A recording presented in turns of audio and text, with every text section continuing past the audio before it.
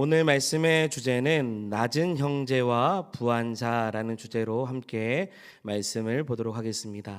오늘 야고보서 강의 두 번째 시간입니다. 여러분 첫 번째 시간에 말씀을 혹시 기억하십니까? 주제 기억하십니까? 지난주 아닙니다. 지지난주도 아니에요. 그 지지난주였습니다. 무엇이었냐면 첫 번째 시간 본 말씀의 주제는 흔들리지 않는 믿음 주소서였죠. 그리고 나서 어린이 주일이었고요. 어버이 주일이었습니다.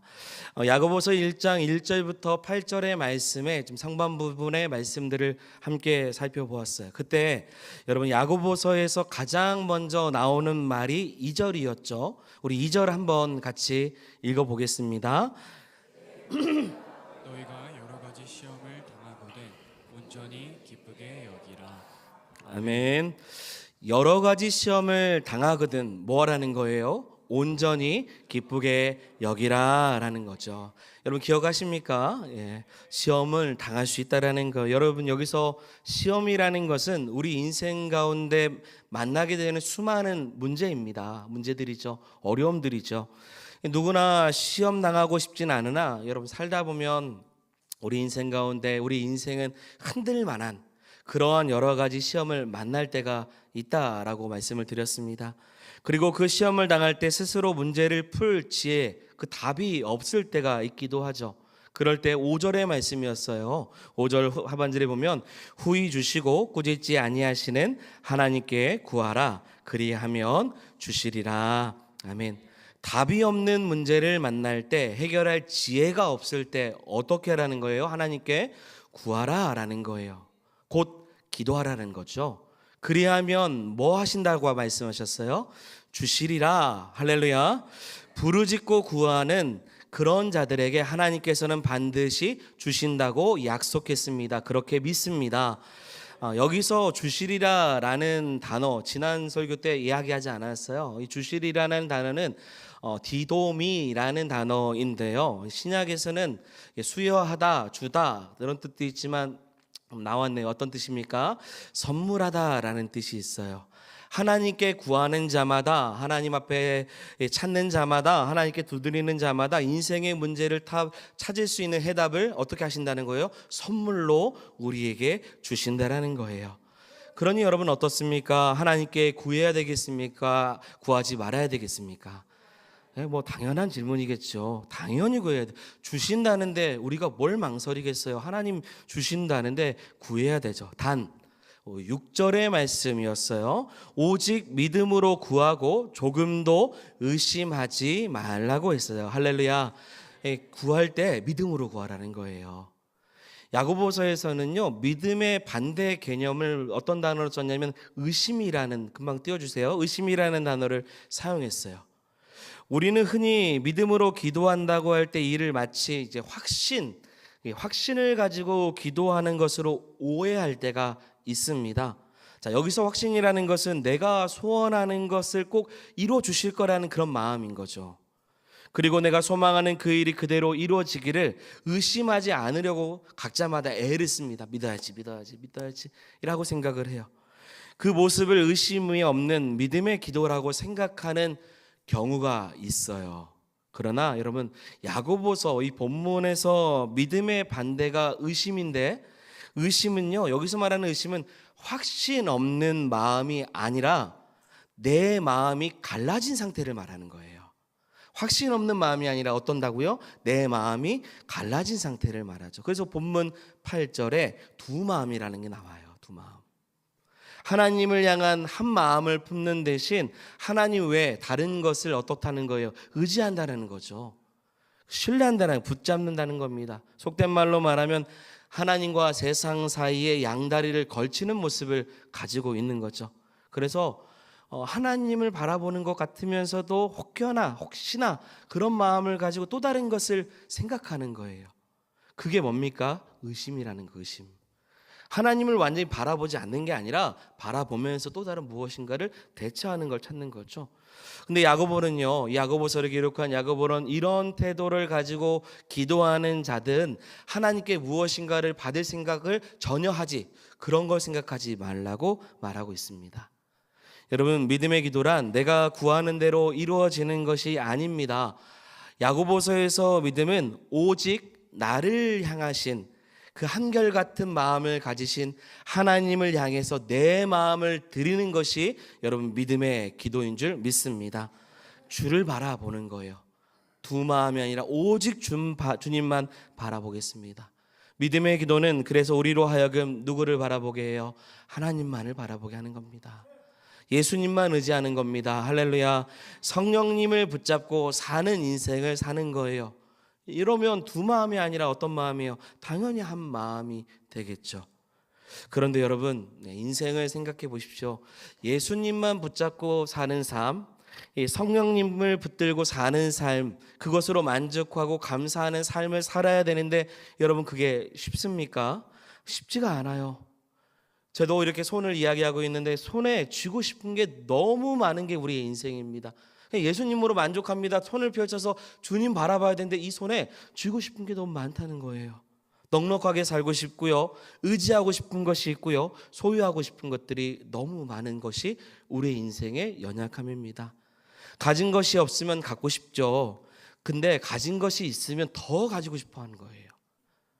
오늘 본문 9절, 오늘 본문의 내용으로 들어갑니다. 말씀 속으로 들어가 볼까요?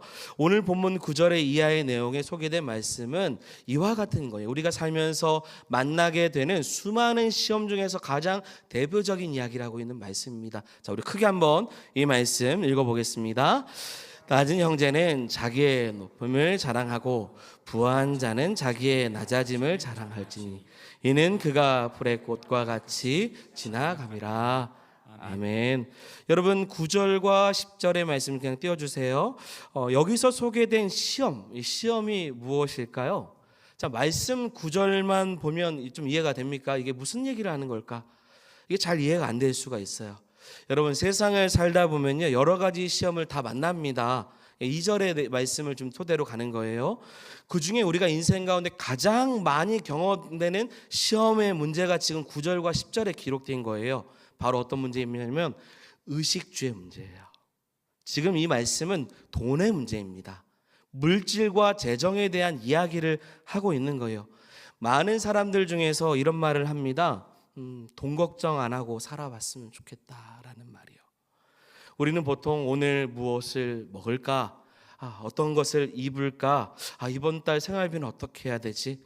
부모들이라고 한다면 자녀들의 학비 때문에 또 학원비 때문에 용돈 때문에 혹은 좀 나이가 있거나 또 몸이 안 좋은 가족들이 있거나 그러면 누군가 아프면 병원비는 어떻게 해야 되나? 대출이 있으면 대출 이자는 어떻게 해야 되나? 아주 실질적인 고민, 물질의 고민을 사실 누구나 모두가 하고 있다라는 거죠. 이런 이슈에 대해서 예수님은 분명히 말씀하셨습니다. 무엇을 마실까, 입을까, 뭐 하지 말라고요? 염려하지 말라고 말씀하셨어요. 예수님께서 이렇게 말씀하신 이유는요, 모든 사람들이 보편적으로 물질에 대한 문제를 놓고 늘 뭐 하는 거예요? 걱정하는 거예요. 염려하는 겁니다. 근심이 있어요. 이 사실을 알기 때문에 예수님께서는 그래서 그렇게 염려한다고 그게 해결이 되냐라고 제시하는 겁니다. 그러면서 예수님은 하나님 아버지께서 자 여러분 하나님의 자녀들을 그 누구보다 귀하게 여기신다라는 말씀을 주셔요. 자 마태복음 6장 26절의 말씀 띄워주시고 읽겠습니다. 공중의 새를 보라 심지도 않고 거두지도 않고 창고에 모아 두지도 아니하되 너희 기르시나니 너희는 이것들을 보다 귀하지 아니하냐. 아멘. 아멘. 하나님께서 귀하게 여기시는 줄 믿습니다. 세상의 모든 것들도 다 먹이시고 입히시는데 하물며 하나님의 자녀들, 백성들을 그냥 놔두시겠냐? 여러분 귀한 존재인 것입니다. 그럼에도 불구하고요. 야고보서가 기록되던 시대, 예수님 이후에 이제 초대 시대죠. 오늘날처럼요. 지금 2000년이 지난 오늘날처럼 이 물질과 재정적인 문제로 시험을 받고 있는 사람들이 많았다라는 거예요. 다시 9절을 볼까요? 9절만 띄워주시면 낮은 형제는 자기의 높임을 자랑하고 자 여러분 자 어떤 형제라고 하죠? 낮은 형제예요. 자기의 높임을 자랑하고라고 했는데요. 자 여러분 낮은 형제라는 단어에 이 대구 되는 단어가 나온다면 낮은 형제가 있으면 어떤 형제가 등장을 해야 돼요? 높은 형제가 나와야 돼요. 원래요. 맞죠? 지금 다른 얘기하는 게 아닙니다. 그런데 10절에 높은 형제라고 나오지 않고 무슨 형제가 나옵니까? 부한자가 등장을 해요. 낮은 형제에 대조되는 표현을 부한자라고 이야기를 하고 있다라는 거예요. 여러분 이게 다른 뜻일까요? 아닙니다. 여러분 여기서 높은 형제를 그냥 뭐라고 표현한 거예요? 부한 사람이라고 표현한 겁니다. 같은 뜻으로 쓰인 셈이에요. 오늘날에도요 이런 사고가 있습니다. 부자는 높은 사람으로 여겨요. 그리고 가난한 사람은 낮은 사람으로 여긴다는 거예요. 이게 이 세상의 풍조입니다. 자신이 가지고 있는 소유가 곧 나의 뭐냐면 신분이에요. 신분. 내 신분을 의미하는 것처럼 이야기를 합니다. 그래서 많이 가지면 그 사람은 높은 사람, 적게 가지면 낮은 사람, 부하게 살면 힘 있는 사람이라고 말하고 가진 것이 없으면 힘없는 사람이라고 이야기를 합니다. 이것이 세상의 풍조예요. 교회 공동체가 가져야 되는 마음 아닙니다. 세상의 풍조이죠. 이 세상의 논리를 잘 설명하는 여러분 잘못된 단어가 있어요. 우리는 잘 씁니다. 여러분 잘 살다, 잘 산다, 못 산다라는 말이 있죠. 이 단어를 썼을 때 여러분 어떤 느낌입니까? 어떤 의미가 느껴집니까? 국어 사전을 찾아보니까 잘 산다라는 것은요 뭐예요? 부유하게 산다는 걸로 설명해요. 못 산다는 건, 못 살다라는 건 뭡니까? 가난하게 산다라는 거. 여러분 다시 말씀드리는 이 세상의 풍조입니다. 여러분들에게 묻겠습니다. 잘 사는 것이 무엇이고 못 사는 것이 무엇입니까? 이 부유함의 척도가 잘 사는 것입니까? 가난함의 척도가 못 사는 거예요? 자신이 가지고 있는 소유에 따라서 잘 살고 못 사는 것을 따지는 인생 속에서 여러분 믿음의 사람들은 어떤 사고를 가지고 살고 있습니까? 이 질문 앞에서 성경에 나오는 이스라엘 백성들의 모습을 좀 살펴볼게요. 그들도요 잘 살고 못 사는 것에 대한 이 세상의 풍조를 굉장히 중시하게 여겼던 사람들입니다. 자, 사랑하는 여러분, 질문입니다. 구약 성경에서 하나님의 백성인 이스라엘이 하나님께 반복해서 지었던 죄목이 있습니다.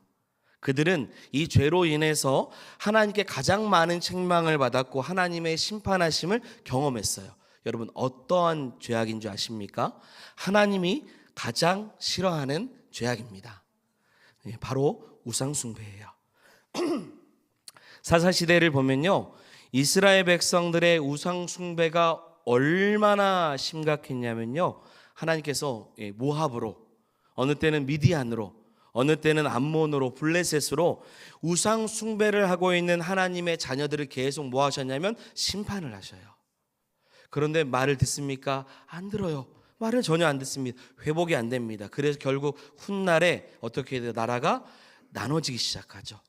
그래서 북이스라엘은 아수르로 망하고요 남유다는 바벨론으로 망합니다. 우상 숭배를 했더니 돌아오는 것이 뭐예요? 비참한 포로 생활이었습니다. 자, 여러분 구약에서 우상 숭배가 문제였다면 신약에서는 또 다른 문제가 있었어요. 우상 숭배 대신에 그들은 신약에 나오는 이스라엘 백성들은 하나님에게 또 다른 책망을 받는 어떠한 주제가 있다라는 거예요. 그게 바로 뭐냐면 돈이었습니다. 돈, 물질이었어요. 하나님을 주님으로 여기지 아니하며 자신의 인생 가운데 가장 중요하게 여기는 돈의 문제였죠. 그러면 여러분 구약과 신약에 있는 이스라엘 백성들, 하나님 백성들의 모습이 왜 다를까요? 구약은 우상 숭배였고 여러분 신약은 돈입니다. 다른 걸까요? 아니에요. 같은 거죠. 여러분 우상을 왜 숭배합니까? 신을 섬겨서 자신이 뭐 하기를 원해요? 부유해지기를 원하는 거예요. 잘 되기를 원하는 겁니다. 여러분 이게 이 세상의 풍조처럼 살고 싶은 거예요. 하나님 한 분만으로 만족하지 않고요 하나님이 주시는 축복으로 살기는 것이 아니라 바알에게, 아세라에게를 섬겨서 자신들이 뭐 하기를 바라는 거예요? 부유해지기를 바라는 겁니다. 자, 이것이 실제적으로 신약에 와서는 아예 대놓고 뭐예요? 돈이라는 거예요. 돈, 물질에 대한 거죠.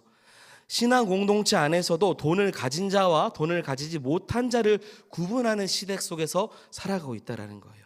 다시 한번요. 여러분 9절의 말씀에 낮은 형제가 나오죠. 여기서 낮은이라는 단어는 타페이노스라는 헬라어를 사용합니다.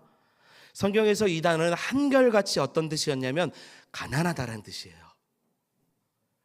그래서 오늘 본문을 정확하게 번역하면 구절은 이거예요. 가난한 형제에게 대한 말씀. 10절의 말씀은 부자, 부유한 형제에 대한 말씀이라는 거예요. 당시 이 팔레스타인 변방 지역의 소아시아 주변에 흩어져 사는 초대교회 성도들은 대부분 어땠을까요? 가난했어요. 우리가 요한계시록에서도 봤어요. 넉넉하지 않아요. 더욱이 예루살렘 주변에 뭐가 일어나냐면 기근이 일어났거든요. 그러니까 더 삶이 어려워요. 찢어지게 가난하기 시작합니다. 이때 성도들은요, 세상 사람들처럼 생각을 해요. 자신이 재력이 없고 형편이 안 좋으니까요, 스스로 수치스럽게 생각해요. 위축됩니다. 그래서 자신들을 스스로 뭐라고 말하는 거예요? 낮은 형제, 가난한 형제라고 말해요. 어떻게 여기는가? 스스로 나는 교회에 도움이 안 되는 사람이라고 생각해요. 그런데 야고보는 정확하게 말합니다. 사랑하는 여러분, 우리도 기억하셔야 돼요. 물질의 소유의 그 여부에 따라서 하나님 앞에 나눠지지 않습니다. 물질의 소유와 상관없이요, 우리 모두가 하나님 앞에서 스스로 존귀한 자인 줄 믿습니다. 영원히 영광스러운 존재로 살아가는 인생들이에요. 가난은 지나갈 수 있어요. 가난이라는 건 오래 갈 수도 있어요. 하지만 하나님의 자녀라는 그 존귀한 신분은 여러분 변함이 없는 것입니다. 세상의 신분이 아니라 그리스도 안에서 회복된 영적 신분을 여러분 자랑해야 돼요. 그 얘기입니다. 낮은 형제, 자신의 높음. 내가 가난하고 부족하지만 내가 자랑할 분은 나를 높이시는 주님밖에 없다라는 거예요. 그 사실을 자랑하는 거예요. 주눅들지 말라는 얘기입니다. 낮은 형제는 자신의 높임을 자랑해야 된다고 야고보는 이야기를 하고 있는 거예요. 자, 그러면서 10절, 이제 반대적인 인물이죠. 10절의 말씀입니다. 10절에 같이 읽겠습니다. 부한 자는 자기의 낮아짐을 자랑한다. 아멘. 초대교회가 복음이 점차 확산되면서 가난하기만 했던 이 초대교회 공동체 안에서 일부 이 부유한 재력가들이 유입되기 시작합니다. 같은 성도이고 같은 신앙을 고백하며 같이 먹고 같이 예배하는데 같이 신앙생활을 하고 있는데 경제적인 차이가 모두에게 부러움을 살 만큼의 여유로운 사람들이 등장을 하기 시작해요. 잘못된 건 아닙니다. 이전에 재물과 그 지위를 가지고 있는 사람들이 교회 예수 그리스도를 만났고 들어온 거예요. 그런데 이제 문제가 무엇입니까? 야고보는 이 자신들이 그렇게 세상 가운데 재물이 많고 지위가 있다고 하지만 은혜를 통해서 자신이 얼마나 영적으로는 가난한 사람인지를 깨달아야 된다는 이야기예요.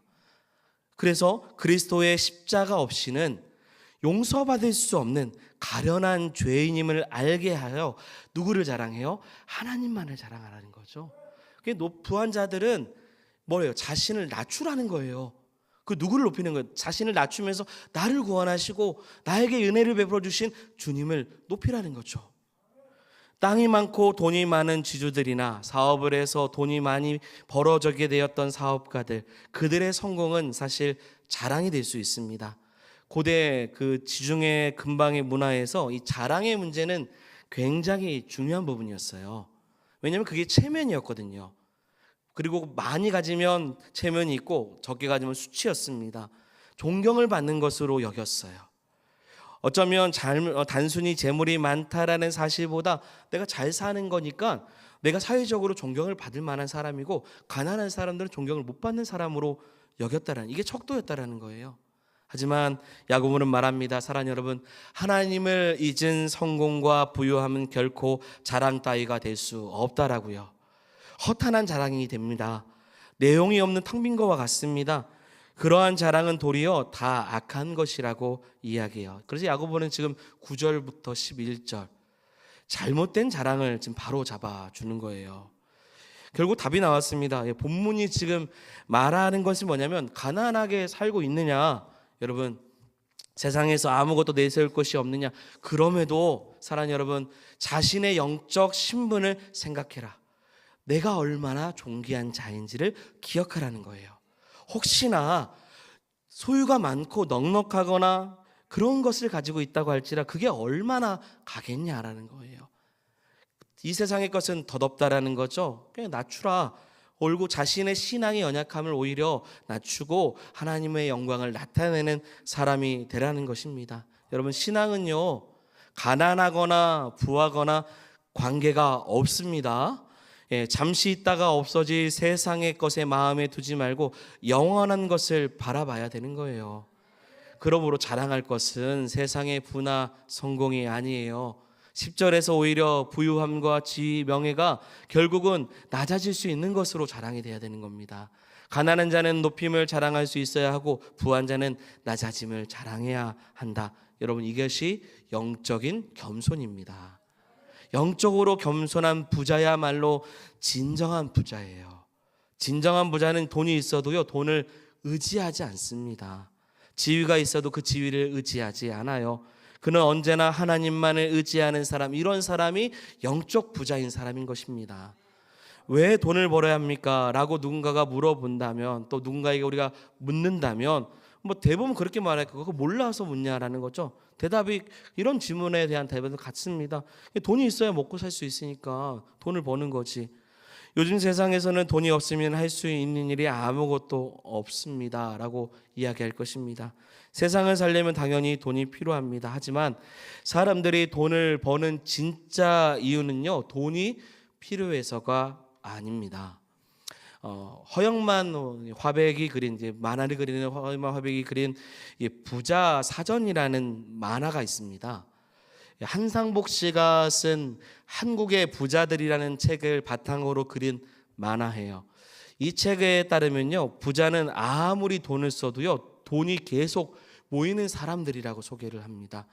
어떠냐면, 이 돈을 내가 쓰는데 돈을 쓰는 속도보다 돈을 버는 속도가 더 많은 거예요. 써도 계속 돈이 넘쳐나는 거죠. 그러면 더 이상 어떻게 해야 됩니까? 돈을 벌지 않아도 되는 거잖아요. 죽을 때까지 쓰기만 해도 있어야 되는 돈을 다 못 쓰고 죽을 수 있다라는 거예요. 여러분, 방송에서요, 가끔 저는 생생히 정보통 가끔 보거든요. 보면 대박집 나옵니다. 대박집. 이 대박집 음식점인데 연소득이 막 몇억, 몇십억에 이르는 집들이 있어요. 여러분, 그 돈을 다 무엇에 쓸까요? 어차피 하루 종일 어디 있어요? 식당에 있어요. 그냥 식당에. 365일 쉬지도 않고 일을 합니다. 딱히 돈을 쓸 것도 없어요. 그런데 대부분 보면요, 이런 가게들을 더 확장하고 분점을 내려고 합니다. 할 수만 있으면 더 벌려고 해요. 여러분, 먹고 살려고 돈을 번다는 말이 얼핏 맞는 것 같지만 절대 그렇지 않아요. 사람들은 돈을 버는 것 자체가 여러분 목적이 됐어요. 그러니까 돈을 벌어서 내가 무엇을 하기 위한 것이 아니라 돈 자체를 버는 것을 목적에 두고 산다는 것입니다. 돈을 벌어서 무엇인가를 하겠다는 생각이 없습니다. 돈을 버는 일은 무조건 해야 되는 일로 착각을 해요. 이런 착각이 사실 믿음 생활에도 큰 영향을 줍니다. 하나님 앞에 나오는 시간까지도 다 갉아먹기 시작해요. 모으려고 해요. 쌓으려고 합니다. 여러분, 요즘은요, 몸에 좋은 음식을 챙겨 먹는 것보다 평소에 먹던 음식을 안 먹는 것이 더 건강에 좋다고 합니다. 뭔가를 더 먹는 것이 건강의 비결이 아니라 가려 먹는 것이 건강의 비결 같은 거죠. 돈에 대해서도 그대로 적용이 돼요. 자신의 욕심을 충족할 수 있을 만큼 돈을 버는 것이 여러분 행복의 요체가 아닙니다. 오히려 돈 욕심을 정리를 해야 되죠. 돈의 마음이 있는 채로 신앙생활을 지키는 것은 고사하고요. 어느 때는 너무나도 돈에 집중을 하여서 사람 구실을 제대로 못하고 살 때가 있어요. 평생 돈만 바라보고 살다가 인생을 마감하는 거죠. 부자가 더 많은 돈을 벌고 싶어서, 또 가난한 사람도 더 많은 돈을 벌고 싶어서, 그러나 여러분, 무조건 돈을 벌고 싶어 해서는 안 될 것입니다. 왜 돈을 벌어야 되는지, 돈을 벌어서 무엇을 할 것인지를 잘 살펴봐야 돼요. 자칫 잘못하면 우리는 이 세상의 풍조에 휩쓸려서 마냥 돈에 팔리는 인생으로 전락할 수 있는 것입니다. 이런 풍조가 최근에 생기는 이야기 아닙니다. 여러분, 야고보서가 기록되었던 주 1세기에도 똑같았어요. 사람들의 마음에요, 두 마음이 없었을까요? 있었겠죠. 하나님을 섬기면서도 한편으로는 무엇인가를 의지할 수 있는 것들이 있기를 원합니다. 하나님을 섬겨야 하는 것을 알지만 세상을 살려면 돈 역시도 중요하다고 말해요. 그러니 야고보가 사실 편지를 썼을 때 그들에게 더 위로되는 말은 이거예요. 예수 믿으면, 잘 믿으면 부자 된다. 예수 잘 믿으면 여러분들 부유해질 것입니다. 이렇게 말해주면 너무 좋을 것 같습니다. 왜냐하면 자신들 안에 있는 두 마음이 감쪽같이 야고보가 이렇게 말해준다면 감춰질 수 있기 때문이죠. 그런데 전혀 다른 말을 해요. 세상 사람들은 가난하거나 부하거나 돈이 목적이지만 사랑하는 성도들은 그것이 인생의 신앙의 목적이 돼서는 안 된다는 거예요. 여러분, 우리는 달라야 될 줄 믿습니다. 가난하거나 부하거나 항상 그것이 우리의 신앙의 어떤 기준이 되어서는 안 돼요. 우리는 어떤 상황 속에 놓여도 이 세상에 유한한 것을 우리가 영원히 취할 수 없다라는 것을 알고 우리 영혼이 영원하다라는 사실을 깨닫는 성도들이 되기를 소망합니다. 그러면 물질 앞에서 시험 들 거 없다라는 거예요. 2절의 말씀을 얘기하는 거예요. 오히려 물질에 대한 시험을 받았을 때 걱정하지 마라. 온전히 그거 기쁘게 받아라. 왜? 부하면 부한 대로, 가난한 가난한 대로 하나님께서 주시는 그 신앙이 그것 때문에 요동치지 않는다는 거죠. 자, 그러면서 이제 12절의 말씀 마지막으로 볼까요? 우리 12절. 이 시험을 참는 자에게 복이 있다라는 말씀입니다. 같이 읽겠습니다. 시험을 참는 자는 복이 있나니 이는 시련을 견디어오는 자가 주께서 자기를 사랑하는 자들에게 약속하신 생명의 면류관을 얻을 것이기 때문이라.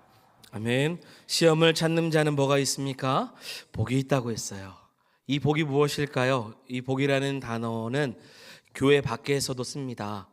교회 안에서 말하는 복과 교회 밖에서 말하는 복은 당연히 다르겠죠. 영어로 행복이라는 게 복이죠. 행복이라는 이 단어는 해피니스라는 단어를 씁니다. 이거 설명 제가 예전에도 했어요. 근데 이 단어의 어원은 해프닝이에요. 해프닝에서 나온 단어입니다. 그래서 행복은 뭐라고 얘기하냐면 해프닝이다. 우연히 일어나는 일이라는 거예요. 로또 복권 당첨하는 것처럼 이야기할 수 있어요. 그러나 교회에서 말하는 행복은 그렇지 않습니다. 여러분, 성경에서 복은요 항상 사람과 연결되어 있어요. 그래서 보세요. 오늘 본문 내용도 그렇습니다. 시험을 참는 사람에게 뭐가 있는 거예요? 복이 있다고, 사람과 연결되어 있는 거죠.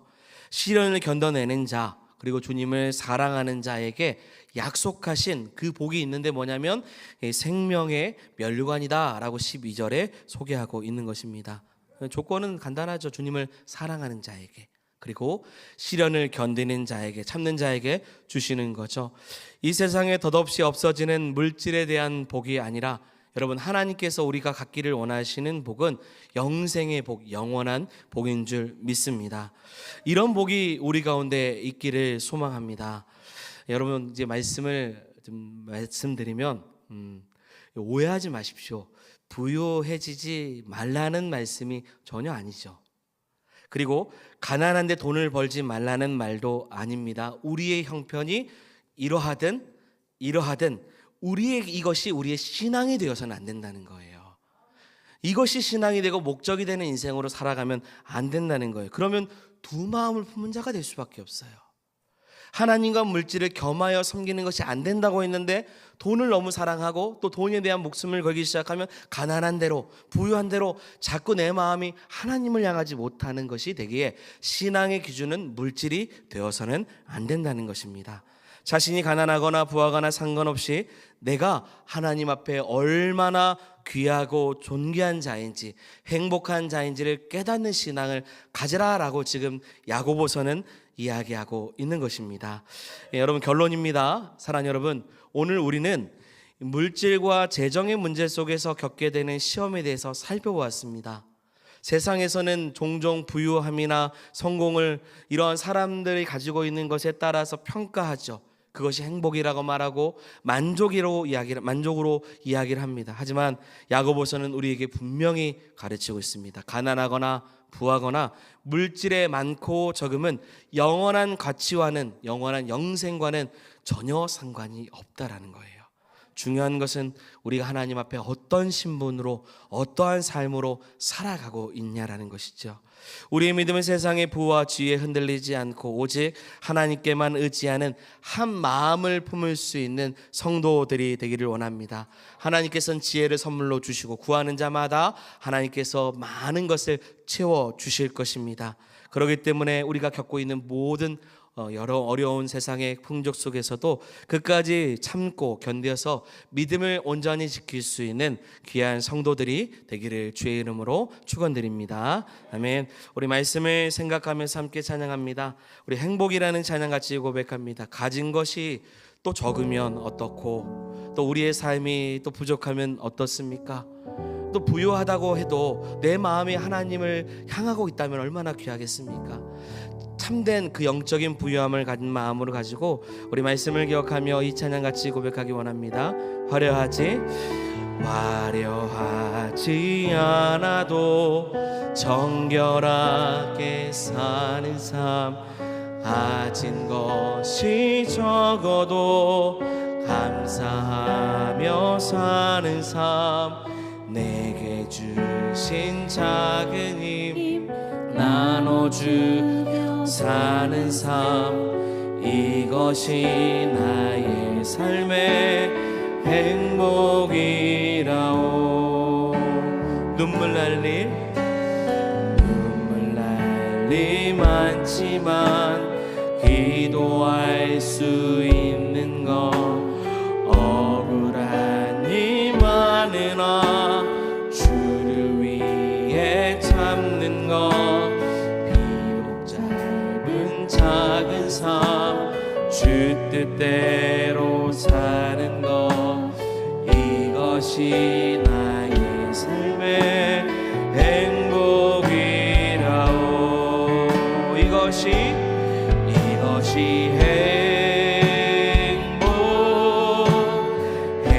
행복이라오. 세상에 알 수 없는 하나님 선물, 이것이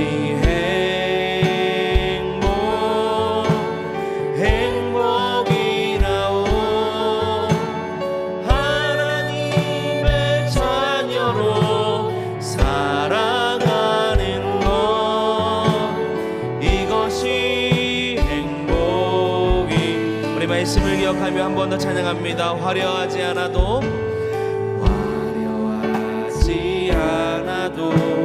정결하게 사는 삶, 가진 것이 적어도 감사하며 사는 삶, 내게 주신 작은 힘 나눠주며 사는 삶, 이것이 나의 삶의 행복이라오. 눈물 날 일 많지만 기도할 수 있는 것, 억울한 일 많으나 주를 위해 참는 것, 비록 짧은 작은 삶 주 뜻대로 사는 것, 이것이 나의 삶의 행복이라오. 이것이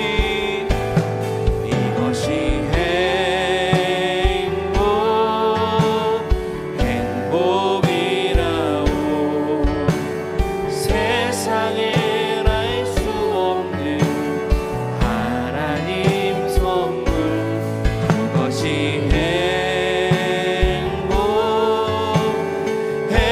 행복이라오.